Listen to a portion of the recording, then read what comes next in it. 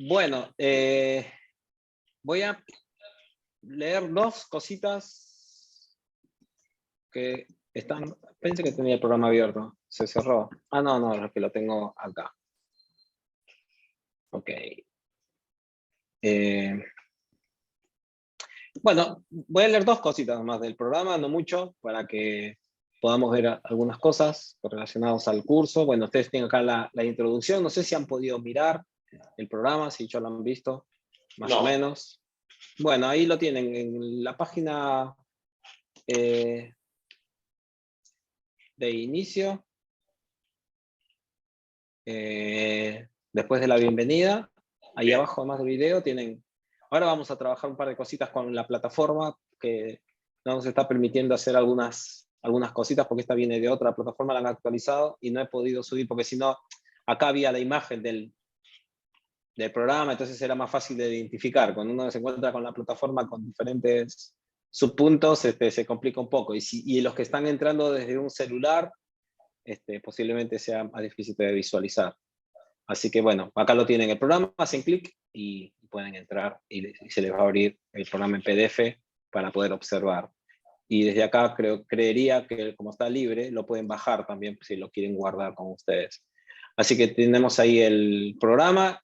Los objetivos del curso fundamentalmente se concentran en dos cosas. Lo primero es conocer de forma introductoria. Este curso es una introducción, ¿no? No es un curso de interpretación bíblica, sino es un curso de introducción a la interpretación bíblica.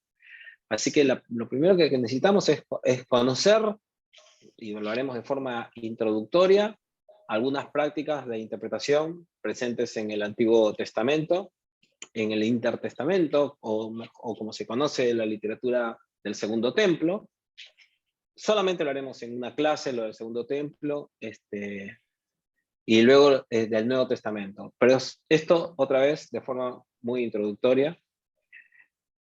Así como también vamos a explicar incipientemente las perspectivas de interpretación bíblica latinoamericana, que se practica en América Latina o en el contexto latinoamericano.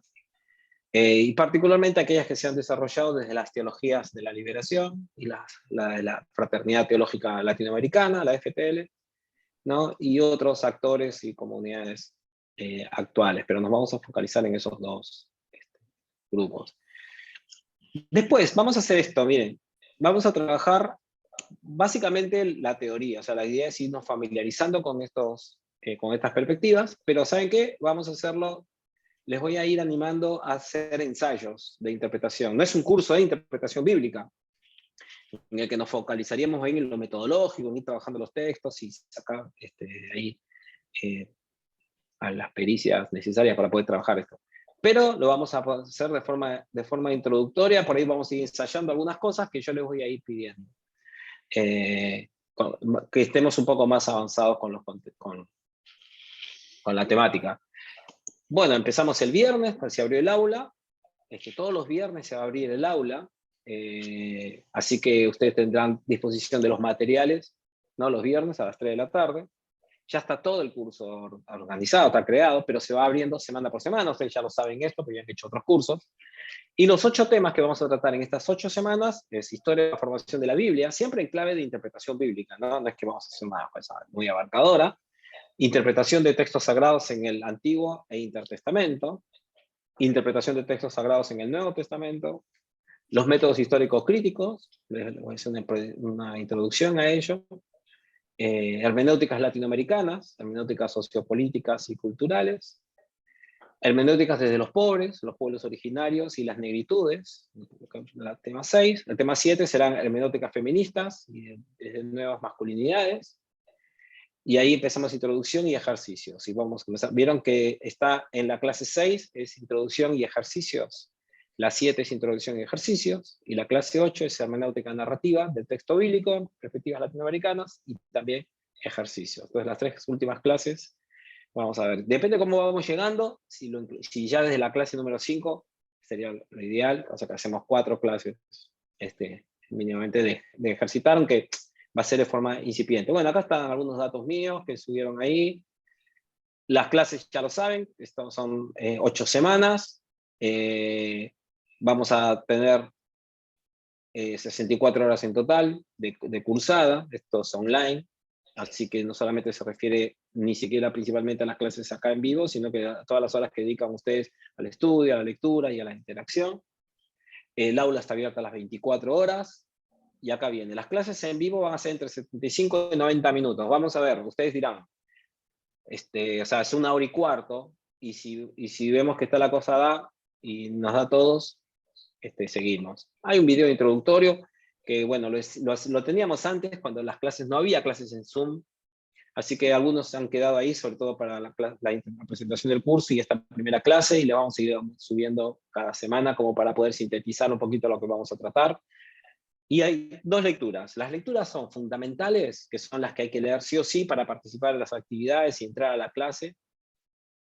Y las otras son optativas, que ustedes pueden tenerlas. Por ejemplo, esta semana teníamos de Piñero, que estaba basado en este libro de acá, y las obligatorias eran las de Eduardo Arens, que eran cortitas, son todas frases breves, porque estamos empezando de a poco, no le vamos a matar en la primera clase, aparte que ya sé que están estudiando en la clase anterior también. Hay quienes piensan, no ustedes, pero hay quienes pensaban, antes de involucrarnos más en el mundo virtual, que la educación virtual era mucho más fácil, era más liviana, y bueno, ya sabrán que esto no es para nada así, es mucho más exigente que la presencial.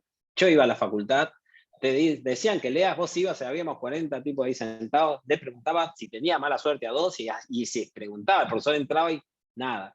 Acá en la educación virtual estamos todos presos, porque estamos acá, nos ven, nos tienen por nombre, este es un grupo pequeño y siempre va a salir algo. Para colmo, vieron cómo es la metodología, hay que entregar trabajos toda la semana. Bueno, ahora fue un cuestionario que ahora vamos a ver, creo que el punto número 4 estaba ahí medio complicado, aunque hubo un par que lo contestaron bien, que pudieron, pero bueno, no es esto, lo que nosotros queremos con la educación virtual es que se aprenda. Así que la calificación, que es importante, que es muy importante, no es más valiosa que el proceso de aprendizaje. Entonces, está todo bien si nos equivocamos, o perdón, si yo me equivoqué, pasa a veces que, como dije, hubo un cambio de plataforma y todo lo que está armado en otro se armó. Yo traté de probar todo, pero bueno, parece que la pregunta 4 está. Y si no, lo vemos ahora, y el ejercicio ese era para que no nos olvidemos de algunas afirmaciones que son importantes, y entonces el ir a buscar en los archivos dónde estaba esa frase bendita, iba a ser que leamos todo nuevamente, y vieron, ese es un poco el método constructivista de la educación, y vamos de a poco, y vamos aprendiendo unos de otros, y bueno, me equivoqué posiblemente, si no soy yo, ha sido una cuestión tecnológica, pero lo vamos a revisar. Otras semanas son foros en las que se opina sobre vamos a discutir sobre temas relacionados. Epa, ahí va, Perdón. vamos a... No, está todo bien, esos accidentes pasan.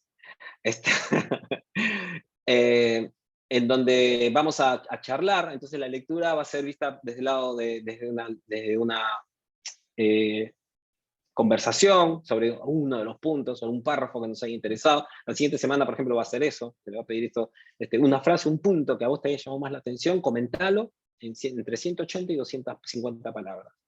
Y ese mismo foro, el otro estudiante debe entrar, además de haber hecho su propio comentario, comentar el aporte de otra compañera. ¿Qué es la idea? La idea es conversar, que generar una cultura de colaboración, porque la educación virtual tiene como fuerte los métodos colaborativos. No debemos de pensar, o hay que tratar de ver esto como que, por lo menos en este curso, que no vamos a pasar por cuestiones de competencia. ¿Ves? A ver si te equivocaste, te bajas un punto, y si subiste más, qué sé yo, y todo. Sino que, o sea, lo que queremos es que haya un proceso de educación en la que más bien nos sumemos y en la que sentamos que los compromisos no se crean a través de la competencia, a ver quién gana, quién es mejor, quién saca más notas, o a ver si el profesor que me quiere desaprobar, yo no logro aprobar la materia igualmente, sino más bien, porque pidan, hay de todo, no digo acá, pero históricamente hemos tenido de todo, los profesores que vamos a entrar y decían, ojalá zafe con 4 y apruebo. Pero no, la cuestión es más bien sumar, leer los trabajos que los demás hacen para aprender de los demás, copiarse, aprender a copiarse, porque te copias mal, haces malas cosas, entonces hay que saber copiarse, no para que no se note que te copiaste, sino para que sea una copiada que vale la pena. Entonces, con el progreso del curso, uno se va dando cuenta qué participación está buena, de qué estudiante me voy a copiar y de quién no, qué frases voy a tomar. Son relecturas, ¿vieron? ¿Vieron? Como estamos en curso de hermenéutica, leemos la lectura asignada y después releemos al compañero que hizo una interpretación del autor y vamos haciendo todo un ejercicio de poder de seguir el aprendizaje. Porque al final de cuentas, como algo que está bueno estudiar en esta altura de la vida, es que no tenemos, bueno, y no sé, veo que hay un par de jovencitos y está bueno también eso, y discúlpeme si suena feo, pero la mayoría de las veces no somos pibes de 19, 18 años que acaban de terminar secundario y que estamos empezando con esto. Estamos ya trabajando, tenemos una familia estable en algunos casos, o sea, estamos estabilizados en varias cosas, o no, pero estamos en una etapa en la que nos damos cuenta que la verdad estamos haciendo esto porque queremos aprender. Entonces hay que apostar por aprender y hay veces sacar una nota alta no es necesariamente aprender. Entonces, apuesten por eso. Yo voy a tratar de hacer todo mi mejor tarea para que esto suceda. Entonces, estos métodos de hacer tareas en foros abiertos, o sea, en el formato foro, tiene como ventaja que uno está pensando que no te va a leer solamente el docente, sino los compañeros y las compañeras también. Y por otro lado, que uno participa complementando las participaciones de los demás. Entonces, si ya lo dijo otro, ¿para qué todos van a decir lo mismo? Entonces, por ahí otro resalta otro punto, otro aspecto, y se da en el foro las discusiones, las conversaciones que necesitamos tener. Entonces, pasar de la memoria, hoy vamos a hablar un poquito de eso, a lo escrito, también es todo un ejercicio hermenéutico, ¿vieron? Porque no es lo mismo hablar, ya lo sé que lo saben, pero digo, en el proceso de interpretar, de codificar ideas, de generar conceptos, los procesos no son exactamente iguales el hacerlo de forma oral que escrita, y nosotros todos acá, que venimos de esa cultura escrita, tenemos todo un ejercicio de formatos, de formas, así que vamos a ver. También Sí, una cosa en base a lo que decías, que muchas veces uno después de leer el texto y leyendo a los compañeros y compañeras en el foro, también antes de hacer por ahí la respuesta que uno va a hacer, te despierta por ahí otra reflexión o un punto de vista que uno no había visto y te complementa para lo que querés responder. tal cual, Creo que tal cual. está Y bueno. se hace colaborativo, ¿viste? Porque el compañero te ayudó a ver esto, y entonces el foro todavía sigue siendo, en los espacios educativos virtual, ustedes no leyeron ahí, pero no sé si los leyeron, pero yo hice mi licenciatura, maestría, un doctorado en Sagrada Escritura, pero después hice una licenciatura en la UTN en tecnologías educativas. Entonces, por eso me voy para este lado también, porque me pica también este lado de que es el educativo de las tecnologías, que es mi especialidad, ¿no? Con la que trabajo hace años. Y entonces esto que dice Alberto, que señala Alberto, es así, ¿no? Uno enriquece desde muchos niveles, desde lo cognitivo, desde la información, desde aquellas cosas que uno, de las interrogantes que surgen, de los intereses nuevos, que no lo habías visto en un primer momento en el texto que leíste, pero el compañero lo levantó cuando hizo su aporte, y dice, mira, esto no lo había pensado, y te interesan otras temáticas que van enriqueciendo lo que venís tratando. Por eso es que es muy importante la colaboración del grupo. Entonces, va a ser muy importante que nosotros participemos. Y fíjense que en la introducción acá, el primer punto que pongo es el rol de los estudiantes. No pongo el rol del docente. Porque en el proceso de aprendizaje, y acá estudiar comunitariamente, y justo vamos a detenernos un toque en la metodología latinoamericana de la lectura comunitaria de la Biblia. Entonces, está todo vinculado justamente para que haya toda una cultura de sumar, de colaborar, de aportar elementos, ¿no? Entonces, ahí lo tienen. Vamos a trabajar por ese lado. La evaluación. En ese sentido, vale adelantarse que para la aprobación del curso será considerada la participación de la estudiante con entusiasmo, espíritu de solidaridad y colaboración, y responsabilidad de fechas y consignas durante las 8 semanas en las diversas actividades requeridas. Miren, vamos a hacer esto. Todas las semanas tiene una actividad. Hay que hacerlas durante la semana, o sea, no hay que esperar la semana 8 para hacer las actividades anteriores, porque entonces la cuestión, el proceso pedagógico no tiene sentido. Como les dije, es constructivista en varios sentidos, y entonces se necesita ir avanzando con cada nivel, con cada paso, porque el siguiente requiere haber más o menos manejado, tener una noción del anterior.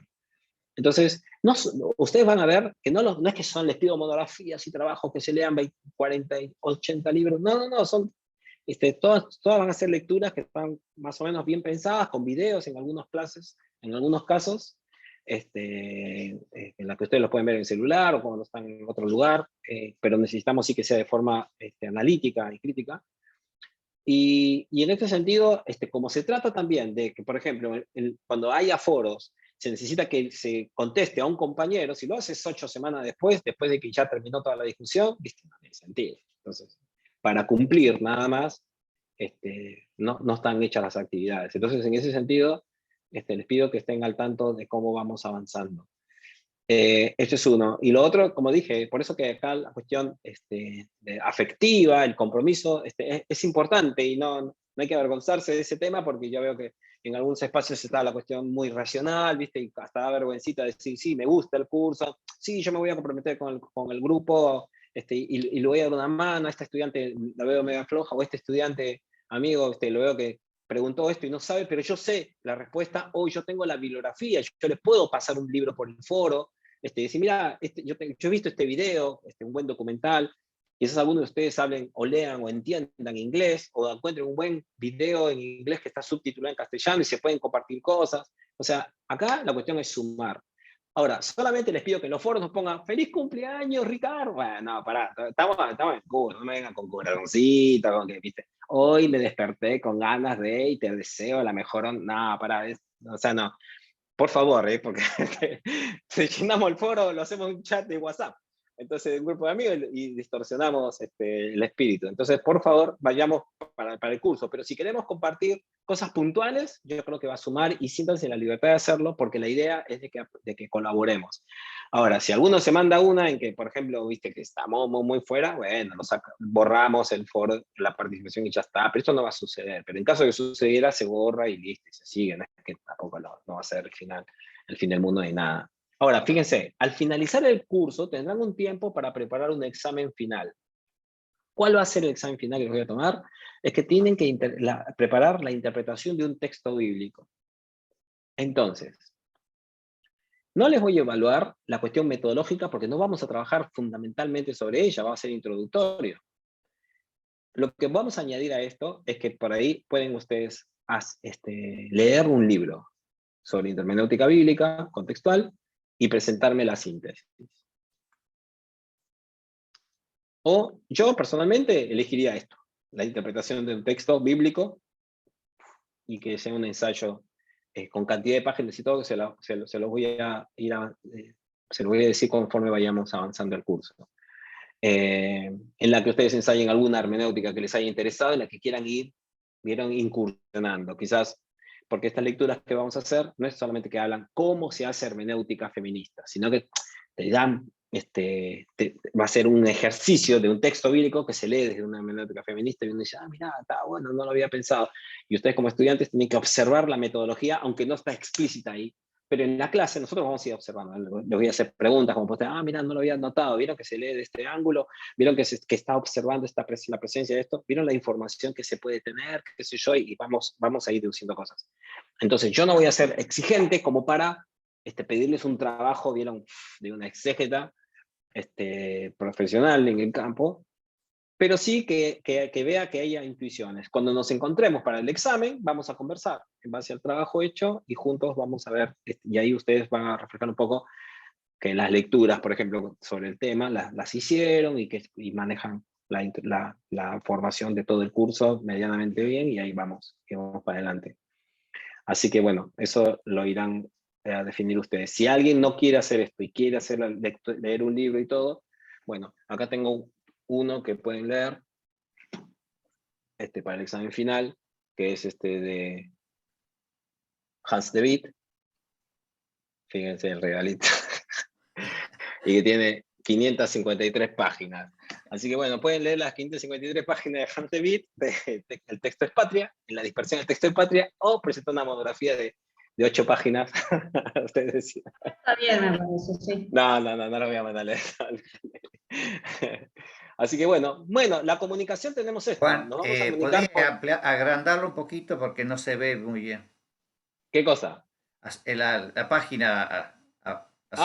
Bueno. ¿No la ven? ¿De los demás no la ven? Bueno, ahí la agrando un poco más. ¿Ahora? ¿Más? Hay uno de los estudiantes. ¿Está bien, Raúl? Está bien. Gracias. Gracias, Ángel. Estás en el celular. Dale. Sí. Ahí la agrando, Raúl, no hay problema. Mejor para mí también.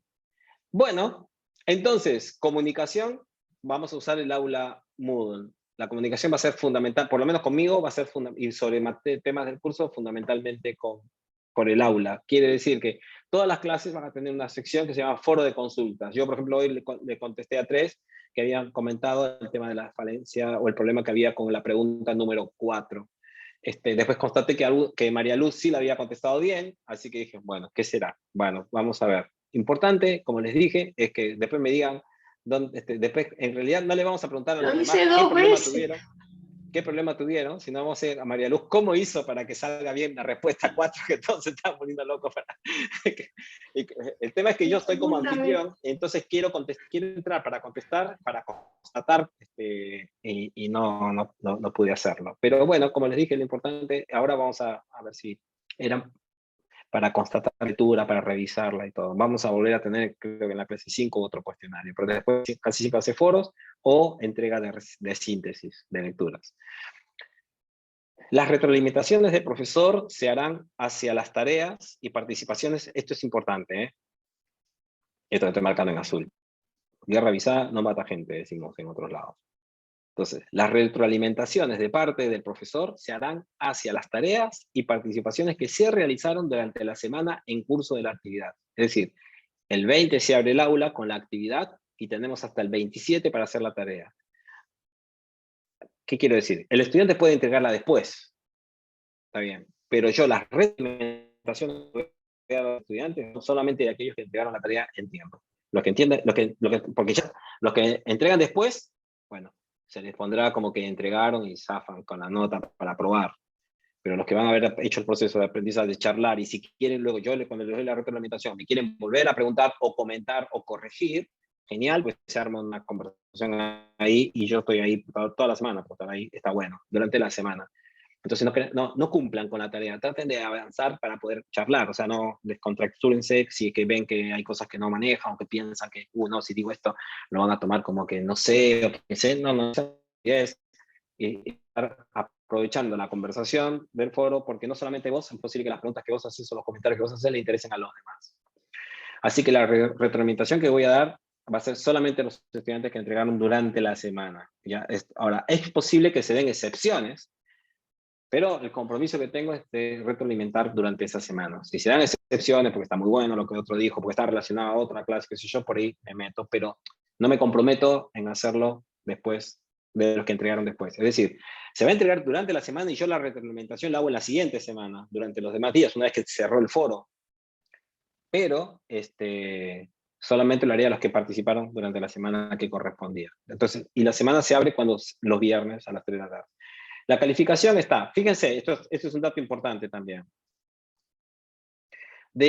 Las 8 semanas van a tener 8 actividades. Hay que haber entregado 6. Obligatoria, de las 8, 6. Usted elija cuál no quiere, o si lo que quiere es estar haciendo su proceso de aprendizaje óptimo y mejor para usted mismo, hacer las 8. ¿Para qué? ¿Por qué no?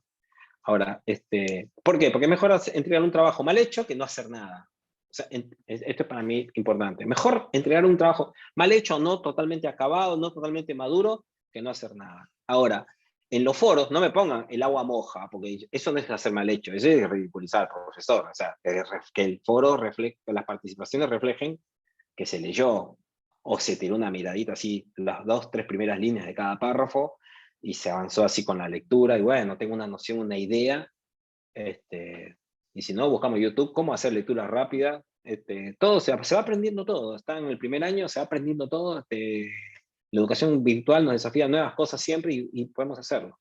Pero fíjense que para mí es sumamente importante eso, y en el curso, yo pues necesito tener todo registrado porque el 60% de la aprobación de la materia va a pasar por ahí. Se aprueba con 6. Así que si en el examen, cosa que no va a suceder, pero si en el examen llegaran a sacar 10, tendrían un 40% nada más, cosa que no va a suceder, porque a menos que ustedes superen a los autores y todas esas cosas, va a ser difícil. Entonces, pónganse a pensar, les pido que no se descuiden en esta parte porque es sumamente importante. Entonces la participación de las tareas, de los foros y todo, el foro es visto, aunque sea para conversar con los demás y todo, es visto como una tarea semanal. Y acuérdense, muy importante, las consignas, muchas veces las consignas son dos, se dice, escribe vos un comentario y luego, pasado unos días, comenta el comentario de un compañero o de una compañera. Entonces, se califica como entregado el trabajo cuando se entregaron las dos partes. ¿Tá? No cuando entregaron uno solo. Si entregan uno solo, es incompleto, no se hizo la tarea. ¿Tá? Disculpe, profesor. Sí. Cuando usted hace referencia a las 8 actividades semanales, ¿todas las actividades dan cuenta de una lectura distinta de 8 actividades? Perdón. La última parte no te la entendí, Alicia. Perdón, se cortó un poquito, creo. Sí. Cuando usted hace referencia a las 8 actividades semanales, ¿las 8 actividades dan cuenta de una lectura previa de esas actividades? Porque estaríamos diciendo que hay una actividad de como mínimo 8 textos por semana. No. Es un texto por semana. Son 8 actividades porque son 8 semanas. El curso dura 8 semanas, ¿no? Entonces, una actividad por semana, son 8 semanas. Porque acá dice 8 actividades semanales. Bueno, entonces me expresé mal, pero Bien, como estamos como está dicho en el contexto de un curso de 8 semanas, se puede entender también que son 8 actividades, una por semana. Me refiero a eso. Dale. Bueno, sí. Y después ustedes tienen ahí las fechas de los exámenes finales, ¿no? Que son el 25 de julio, el primer turno, el 16 de agosto, el segundo turno, y el 6 de diciembre, el tercer turno. Consejo, háganlo todos el 25 de julio. ¿Vieron? No dejen pasar porque se le va a juntar con las demás materias. Ya le digo, la educación online pareciera ser más lenta, pero no es así, y después van a tener una pila así de cosas que presentar. Y aparte de esto, como les digo, les va a ir bien si van haciéndolo semanalmente, van a ver que cuando hagan el ensayo, van a poder hacerlo bastante bien. O la lectura que les asigne, dije la broma esto, hay capítulos acá en este libro de Texto es Patria, que es hermoso, ustedes lo van a tener online ahí. Lo que pasa es que ahora, en este momento, no podemos subir material nuevo a la plataforma, pero lo voy a hacer, en que esta semana se va a resolver y voy a poder subir algún material extra para los que quieran hacer una lectura. Bueno, vamos viendo algunos temas correlacionados a esta semana.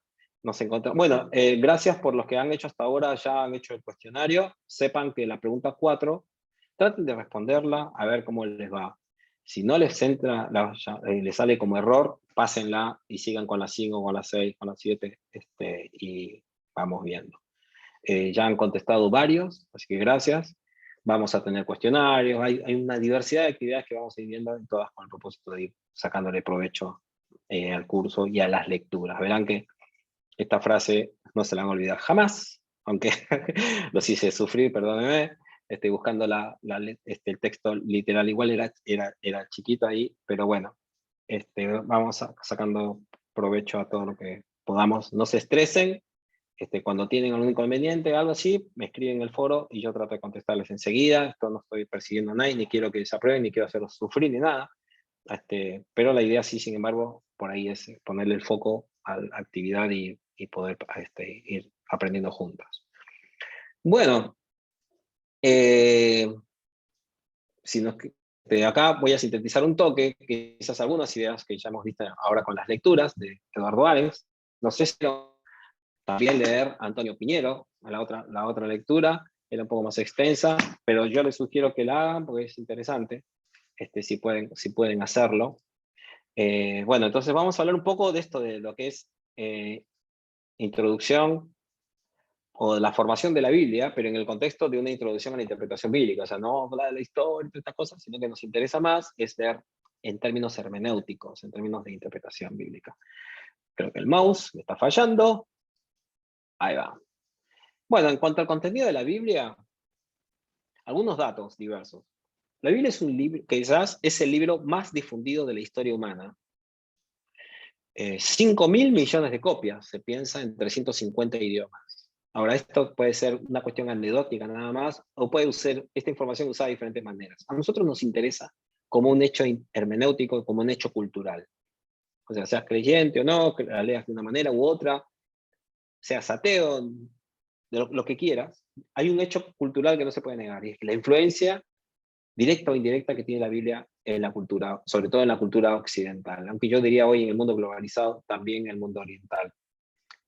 No en la misma magnitud, no necesariamente es una influencia positiva, no estoy hablando de esto, no estoy hablando en términos de valor, sino de la presencia, frases, mentalidades, historias, modelos, perspectivas religiosas, culturales, sociales, políticas, económicas, están, digamos, influidas por las escrituras, o por algunas escrituras, o por las, vamos a ser más honestos, por la interpretación más conocida o difundida de las escrituras, porque a veces también, ya sobre todo cuando esto se ha diluido en la sociedad, y no diluido lo digo en sentido negativo, sino en el sentido de estar presente ya en diferentes niveles en la sociedad de las que formamos parte, incluso al punto de no poderse retrotraer a una de las fuentes desde la cual crecieron algunas creencias, como en este caso la Biblia. No podemos decir que es directamente las escrituras las que están influyendo en esa creencia, en esa práctica cultural, sino que muchas veces algunos, por ejemplo, hablan de la mediación, en este caso de la iglesia. Entonces, fíjense que muchas veces se usa como sinónimos inclusive, cuando se quiere decir la Biblia dice, o la iglesia dice, o bueno, la opinión de la iglesia, a veces se trata de una fuente escrita, de los textos sagrados que tenemos como Biblia, pero a veces se usa como sinónimos, cosa que es un terrible error y problema además. Bueno, otro dato que me parece importante, cuando se habla del punto de vista hermenéutico, y es no olvidar, y acá yo como buen pastor, tengo mi Biblia al lado, no siempre la leo, pero por lo menos la tengo acá al lado. Entonces, ¿qué pasa? La palabra Biblia viene del griego, ya la conocemos, la palabra, ¿no? Y significa libros, está en plural, aunque para nosotros nos suena en singular, y esto es un gran problema. En griego está en singular, en griego está en plural, y entonces significa libros o escritos, ¿no? La Biblia, los escritos, los libros. Pero ¿qué pasa? Nosotros actualmente la tenemos así. Y esto es un dolor de cabeza para el ejercicio hermenéutico. Porque para muchos, la Biblia habla de un solo libro, y le da la idea además no solamente de un solo libro, sino que a veces por una cuestión anacrónica, con esta cuestión cultural que tenemos tan fuerte, de autor, de concepto de autor, de copyright, de derechos de autor, y así, quizás las fantasías que crean el hecho de que hayan traducciones contemporáneas, nos hace pensar que se trata de un solo escrito, además que tiene de principio a fin, está compuesta por una sola persona, y que además tiene un contenido homogéneo. Entonces a veces se escucha decir, ¿no? Algunos que predican, la Biblia dice, y uno dice, ¿cómo? No puedes, está mal dicho, porque la Biblia en realidad es las Biblias, los libros dicen. Ahora, si uno dice, los libros dicen, ya uno debería decir, bueno, ¿realmente los libros dicen? Hay personas que estudian 30, 40, 50 años la Biblia, que manejan griego, hebreo, arameo, manejan un montón de idiomas contemporáneos que han leído toda su vida, investigado toda su vida, y tienen pudor de decir la Biblia dice, porque son conscientes de que no la conocen tanto así como para decir yo manejo y puedo hacer una síntesis de ella tal. Entonces, mejor es decir, 1 Timoteo capítulo 2, versículo 8, ¿no? O quizás un poquito más grande, la literatura paulina pareciera pero hablar de la Biblia, estamos hablando de 800 años de historia, de composiciones diversas, escritos con una diversidad importante. Entonces, la Biblia la componen varias recopilaciones de escritos sagrados. No es una sola, sino hay muchos escritos que están ahí y que tuvieron, además, un proceso largo de composición, que ahora vamos a hablar un poquito de eso. El primer testamento lo llamamos, o Biblia hebrea, ¿no? La famosa Tanaj, Y estos son términos que están buenos conocerlos porque los van a encontrar cada vez más en los escritos contemporáneos de hermenéutica bíblica. Tanaj son las siglas de Torá, que es ley, Nevi, que es profetas, en plural, y Ketubim, que cuando la letra Kaf empieza adelante, se pronuncia como una K, como una K, pero cuando está en el medio y no lleva Dagesh fuerte, para los que han visto alguna vez algo de hebreo o viene de la comunidad, ¿no? Se pronuncia como una J. Entonces no se dice Tanakh, se dice Tanaj. Pero no importa. Usted cuando vean Tanaj ya saben que es el Antiguo Testamento y no sea problema. Pero eso es más o menos como figura ahí. El Segundo Testamento o Nuevo Testamento. ¿Por qué algunos prefieren usar primer y segundo y no hablar de antiguo y nuevo? Porque con el término antiguo pareciera decirse que es algo que ya no tiene vigencia y que no sirve. Entonces incluso algunos lo usan hasta de forma un poco antisemita. Y tratando de dividir o tratando de restar influencia del pueblo de Israel y de la comunidad judía al Nuevo Testamento, con lo cual es impensable. Hubo investigaciones que trataron de hacer el Nuevo Testamento una literatura griega, al punto que se desconocía incluso que Jesús era judío, y ustedes sabrán algunos extremos que se vieron en la época de la crítica bíblica, los estudios bíblicos, en Europa, especialmente, o particularmente se vio esto mucho, se vio en Alemania, en donde ¿no? Nos encontramos con que incluso cuando se quiso reconstruir los orígenes de Jesús, se dijo que Jesús no era judío, sino que había sido hijo, ¿no? de un soldado romano, que había violado a María. Habrán escuchado todas estas historias que en el Segundo Reich se difundió tan fuertemente. Y luego las investigaciones del Nuevo Testamento también se usaban como paralelos, como espacios, como lugares de como influencias del Nuevo Testamento, casi prácticamente de los pensadores del mundo grecorromano. Entonces hacían comparaciones con la literatura griega, con las religiones del mundo griego y romano, ¿no? Y tratando de desvincular al Nuevo Testamento de sus orígenes judíos. Entonces muchos usan Primer y Segundo Testamento como una forma de decir, sí, hay un orden nada más cronológico, pero no significa que el primero haya caducado en el sentido de que no tenga nada que traernos o que no signifique nada para el segundo. Varios cánones y o versiones, y eso también lo tenemos. Bueno, muchos los protestantes usan usualmente esta versión que tenemos nosotros, el de 66 escritos. En la Iglesia Católica se usa el 73. Esos 7 escritos son llamados deuterocanónicos, que significa que fueron incluidos en el canon posteriormente, por eso es deutero, posterior o secundario, o segundo, pero no se usa secundario, sino segundo, como que entraron después, ¿no? Y tenemos a varios escritos ahí, primero de Esdras, Baruch, mira, justo escribí un artículo, un libro sobre eso, así que acá lo tengo. Tengo la lista de 7 escritos, primero de Esdras, Tobías, Judith, Sirach, Baruch, primera y segunda de Macabeos. A mí primera de Macabeos me fascina, es hermoso. Y después algunas añadiduras a otros escritos, que son una adición al libro de Esther, una adición, Sabiduría de Salomón también es un escrito, las cartas de Jeremías, la oración de Azaría, Susana, estos 3, la oración, Bel y el dragón, estos 2 están al final del libro de Daniel. Así que bueno, ¿alguno de ustedes lee inglés? ¿Sí? ¿Leen inglés? Bueno, lo puedes No. ahí en el no, pero los que sí, estoy preguntando, los que no. Digo, porque si quieren, yo les puedo pasar alguna bibliografía extra que quieran complementar, porque lamentablemente sobre literatura intertestamentaria hay muy poco, pero es muy interesante. Y ahora vamos a hablar un poquito de ello para los que quieran por ahí, como extra, no forma parte del programa. Hay algunas cosas en castellano que las voy a compartir para que ustedes lo lean si ustedes desean. Pero bueno, entonces hay varios cánones. También está en la iglesia, por ejemplo, ortodoxa, tiene otros escritos que están incluidos, algunos de ellos forman parte de los pseudoepígrafos. La iglesia de Oriente, de Antioquía,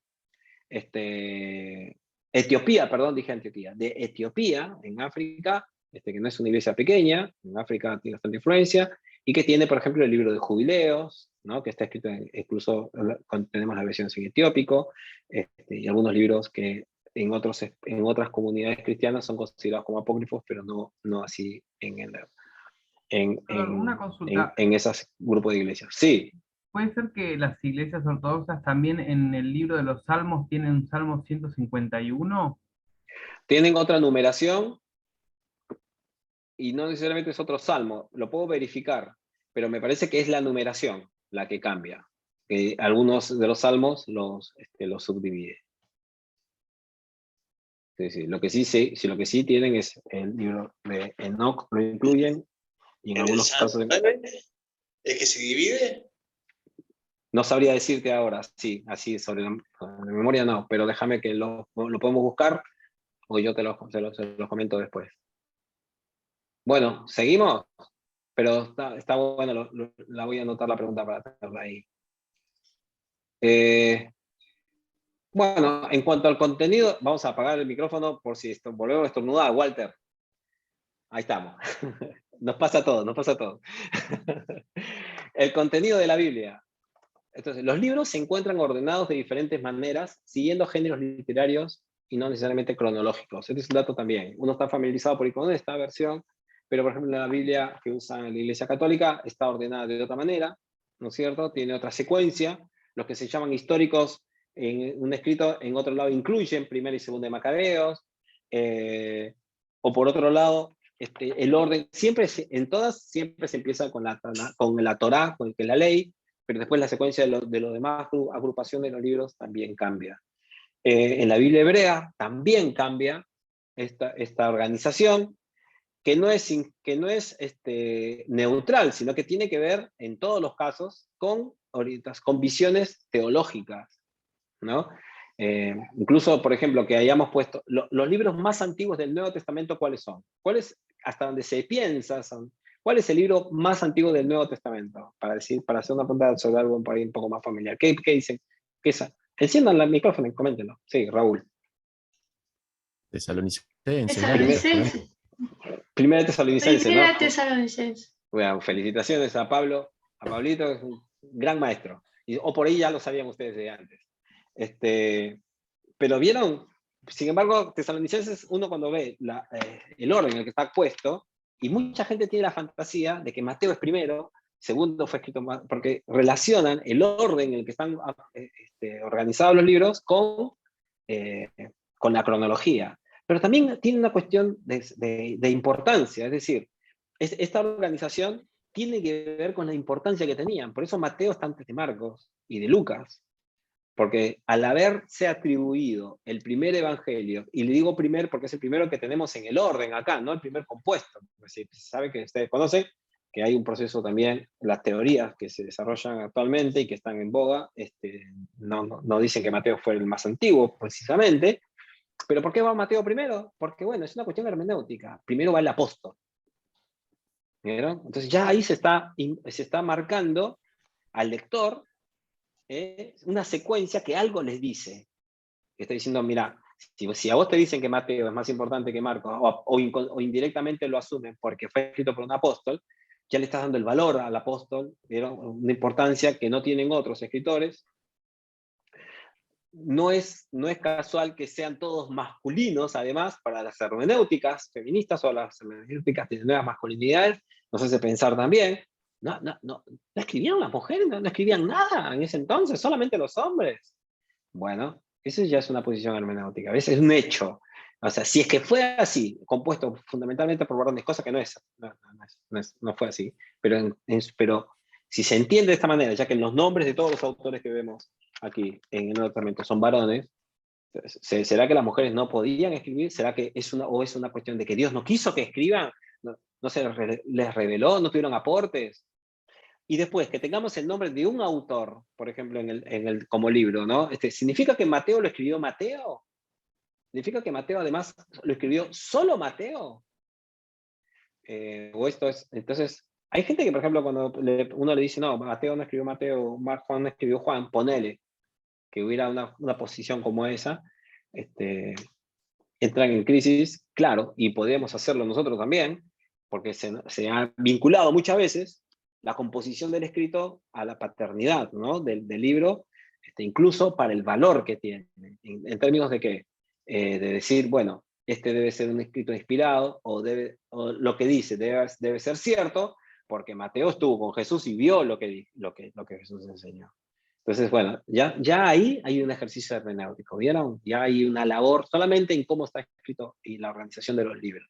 Que te pongan primero los evangelios y luego Hechos y luego las cartas, también, y al último Apocalipsis, uno puede interpretarlo como una cuestión cronológica y otros lo interpretarán como una cuestión didáctica. Bueno, juntamos a los evangelios para que estén juntos, se lean juntos. También lo mismo hicimos con las cartas. Otros dirán, bueno, juntamos a los 3 primeros que fueron llamados sinópticos, ¿no? De una visión común, y después dejamos a Juan al lado. Ya esas son labores de interpretación. El que está leyendo el texto lo está interpretando, está viendo su naturaleza, el contenido que tiene, la importancia que tiene un escrito con relación a los demás, y los comienza a ordenar de una forma que el lector, a veces incluso o la lectora o los lectores, de forma inconsciente, ¿no? Van a tener, y si son de los míos, que empiezan a leer un libro y no los terminan, a menos que tengan que hacerlo, van a empezar a leer el Nuevo Testamento y se van a leer Mateo, todas las veces que dijeron, ahora sí voy a leer la Biblia, ahora sí voy a leer la Biblia, se van a haber leído el Evangelio de Mateo 500 veces y el de Juan una, porque nunca llegaron hasta Juan, se quedaron sin Mateo, a lo sumo en Marcos, ¿vieron? Y con esta cuestión de leerlo en orden, ya el hecho de haber sido puesto en primer lugar va a influir en que, por ejemplo, en la iglesia evangélica, que es por ahí donde todavía se incentiva mucho la lectura de la Biblia, te encontrás con personas que conocen, que cuando hablan de la vida de Jesús, van a verte, por lo general, la versión de Mateo.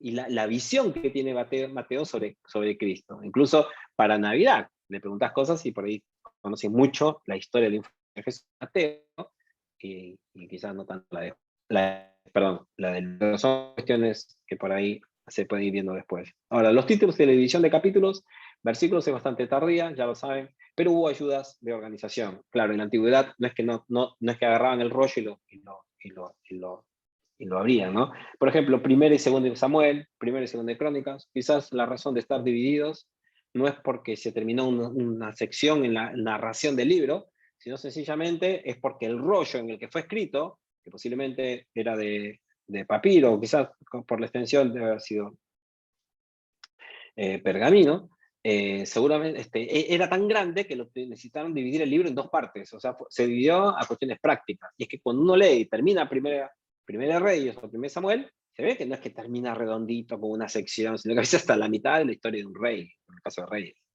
Entonces lo mismo puede haber sucedido en los casos del Nuevo Testamento. Entonces la división de capítulos y versículos es algo que necesitamos revisar. Es una cuestión hermenéutica que para el exégeta, para la persona que va a interpretar el texto bíblico, a veces hasta es una complicación, porque tenemos la tendencia, por tantos años de lectura y haber escuchado esto, ¿no? De ir al capítulo 2, al capítulo 3, y tener la idea de que son secciones bien divididas, temáticamente seleccionadas, seccionadas, y a veces incluso los versículos pensamos que terminan con ideas, y es que la mayoría de las personas usa todavía una Reina Valera o una versión que tiene este formato además, que está escrito casi en prosa.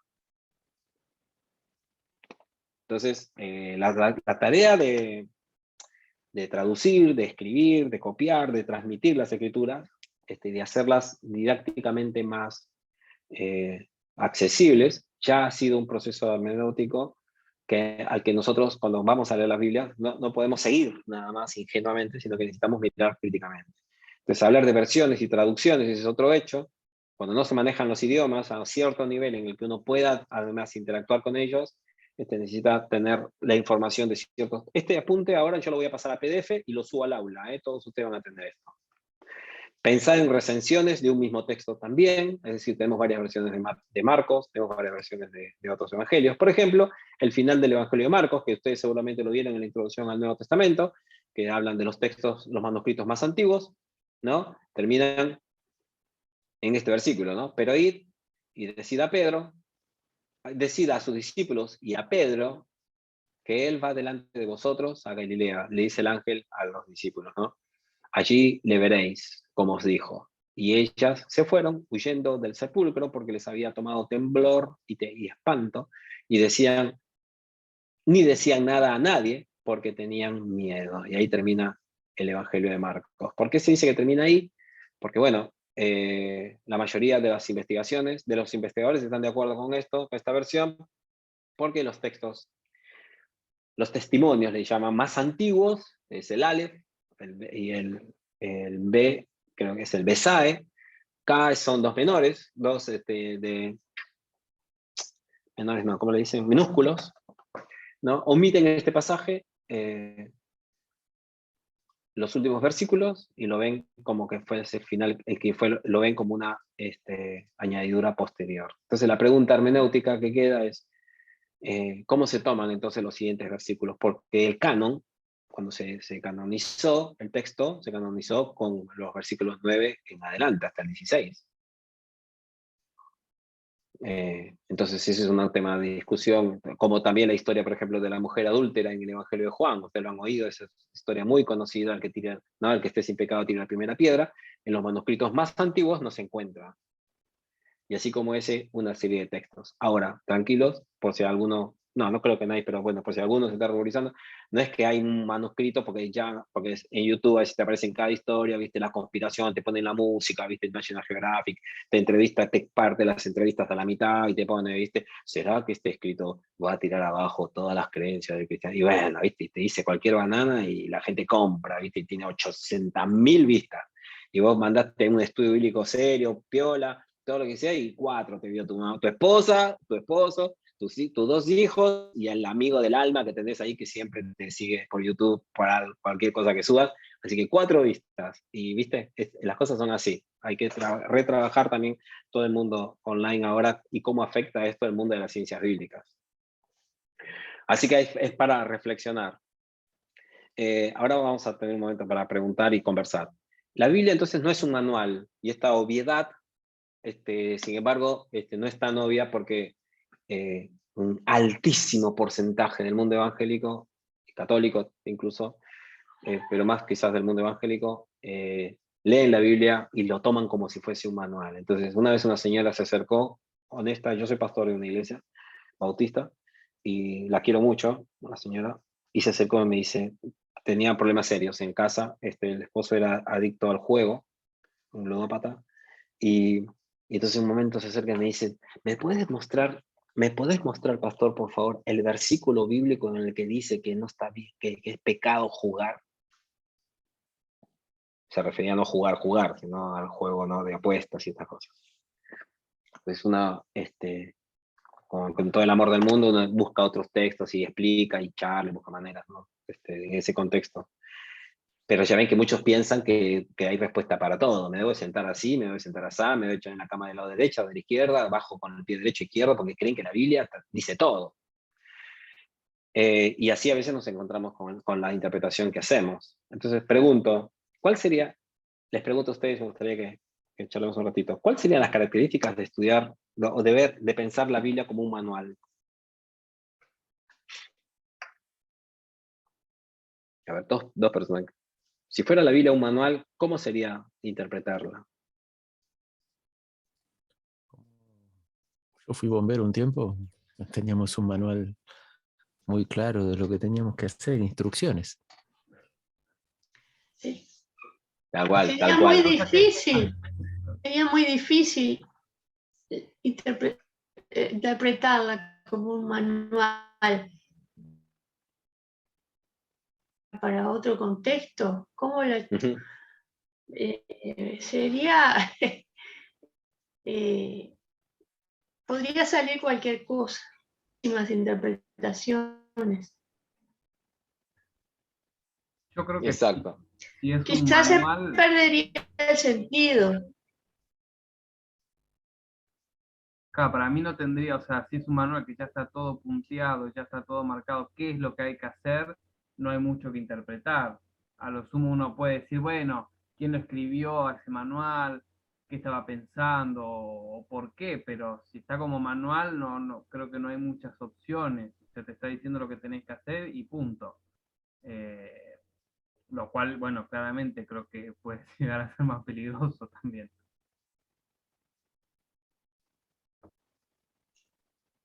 Sí. Además, los manuales muchas veces son universales o para mucha gente, ¿no? Sí, Y vos tenés el manual de cómo armar un juguete, te traen el manual para que lo armes, estás acá en la China, en todo lado se arma igual, siempre es ¿no? igual. Y es muy directivo el manual, ¿no?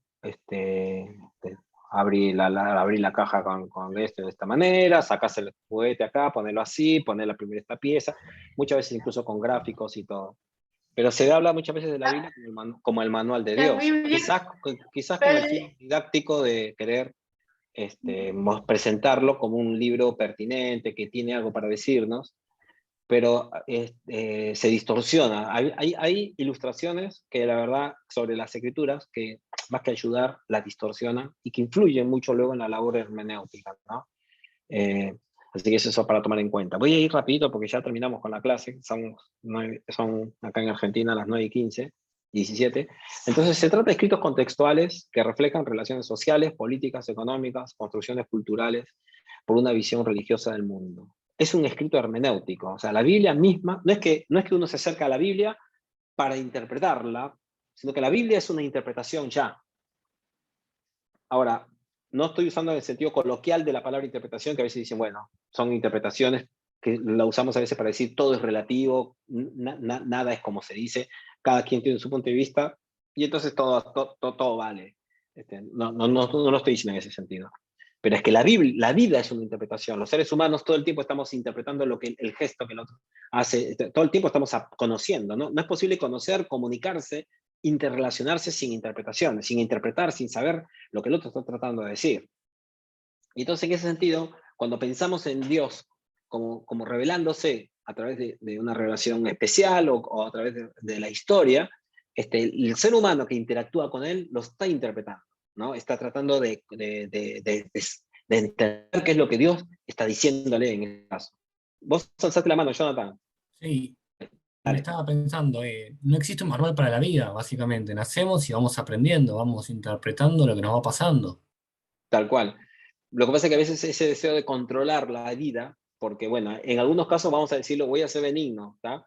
Entonces, por ejemplo, como esta señora que viene y quiere un versículo que diga exactamente lo que ella necesita para que le responda exactamente, quizás se refleja más a una persona que por ahí, por diferentes situaciones que la superan, necesita tener o quisiera tener algo preciso, exacto, que controle y que no se le escape tanto de las manos como se está escapando posiblemente el vínculo matrimonial o la relación, ¿no?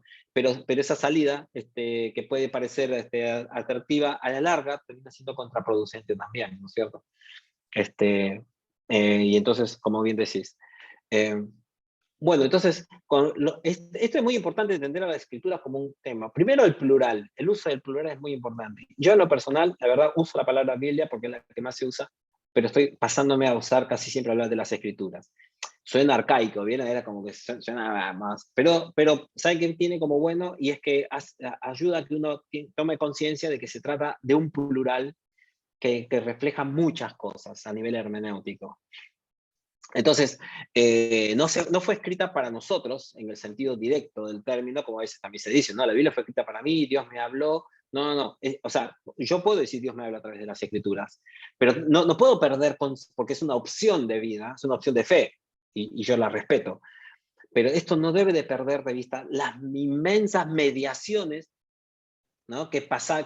O sea, no es que Dios viene así y le habla a Juan José Barrera hoy aquí en Buenos Aires, en Barracas, Capital Federal, a las 9:20 de la noche. No es así. Hay una infinidad de mediaciones, entre ellas el idioma. Por ejemplo, no fue escrita en castellano, ¿no? Y tampoco en el castellano que hablamos hoy en el año 2022 y en este contexto. Entonces, con ello hay un millón de cosas que necesitamos advertir cuando hacemos el ejercicio de interpretar el texto. Luego, ¿requiere una interpretación contextual?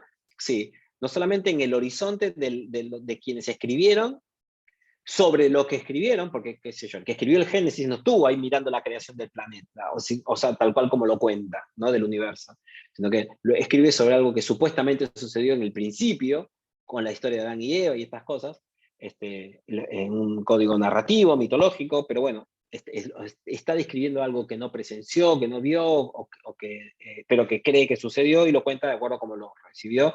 y le va a poner su impronta, pero quizás también aquella idea de contexto y del mundo como él consideraba que era en aquel entonces. Entonces te habla del huerto del Edén, te habla de comer a las aguas, de cómo hubo que ponerle nombre a los animales, va imaginando el contexto de los inicios.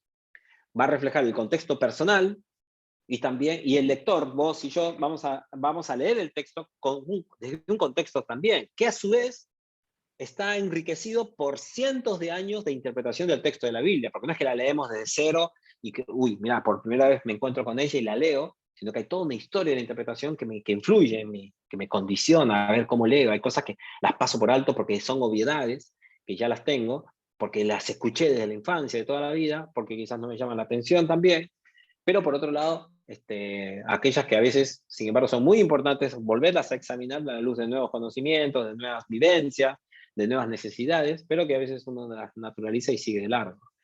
En términos de fe, es visto como un escrito que refleja el diálogo entre Dios y la humanidad.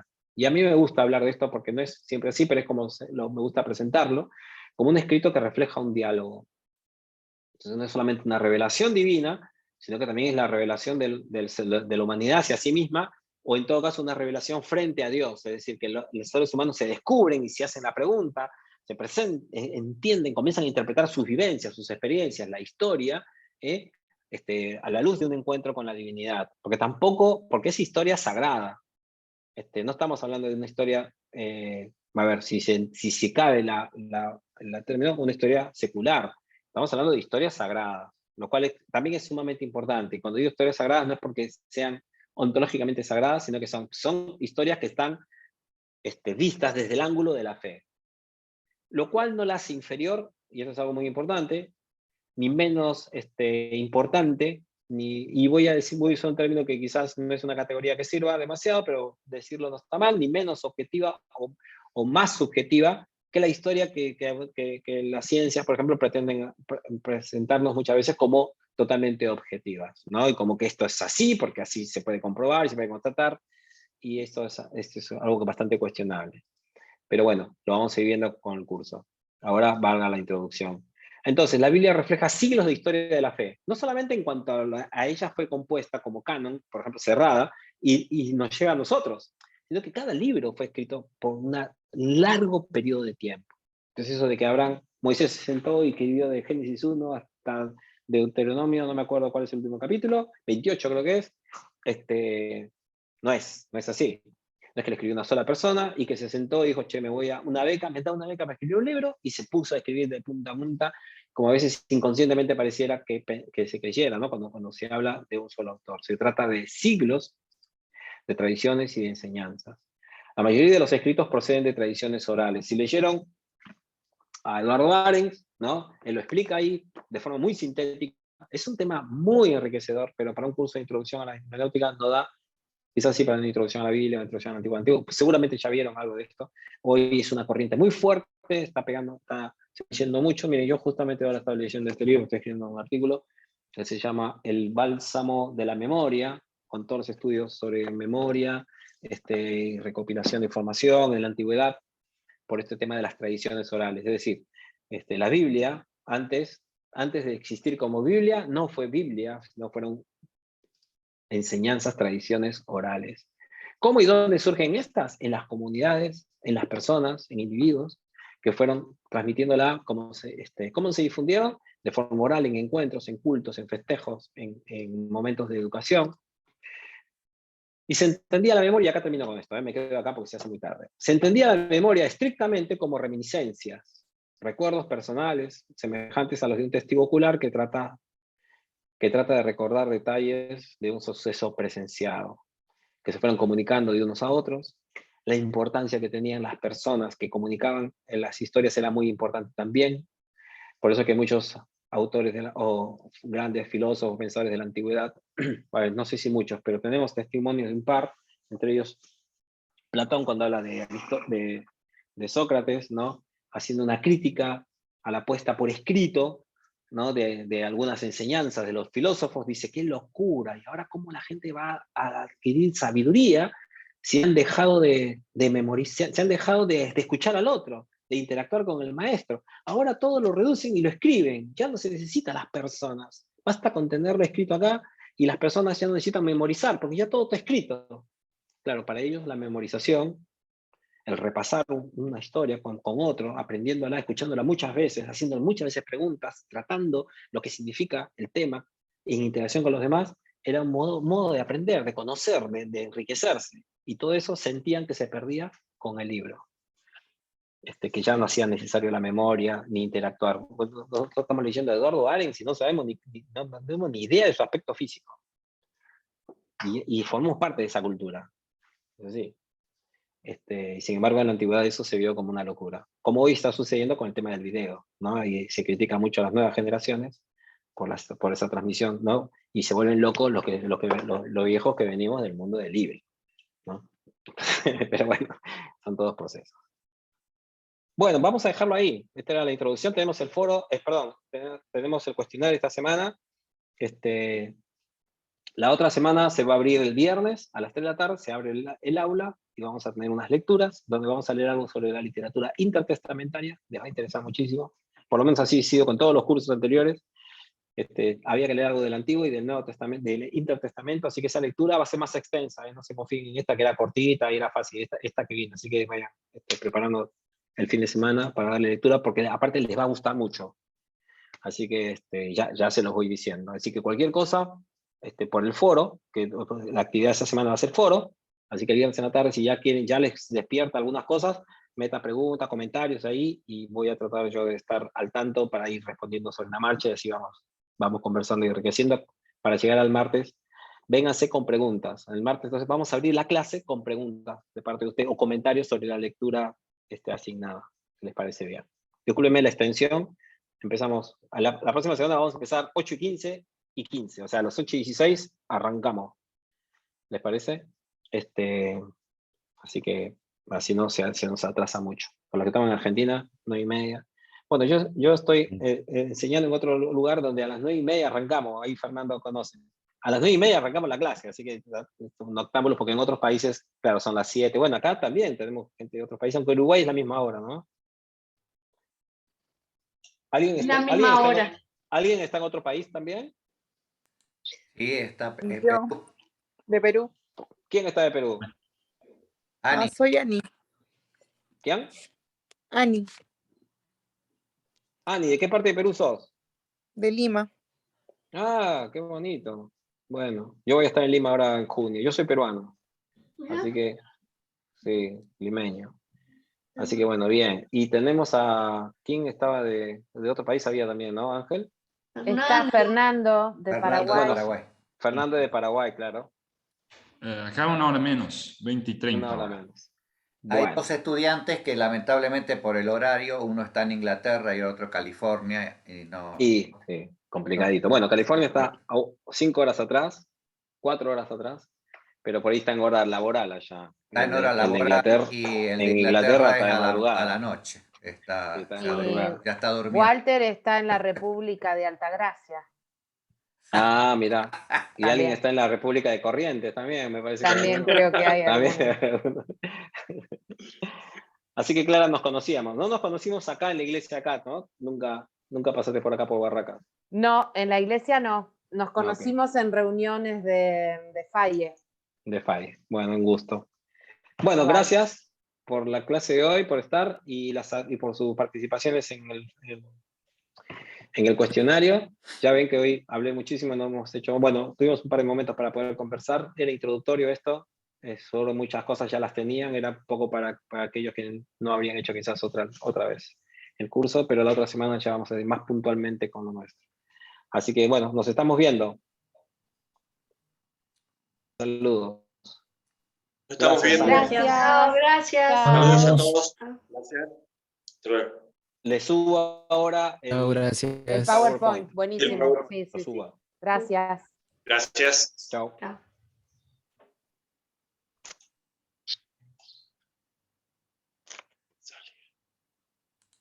Chao, Walter.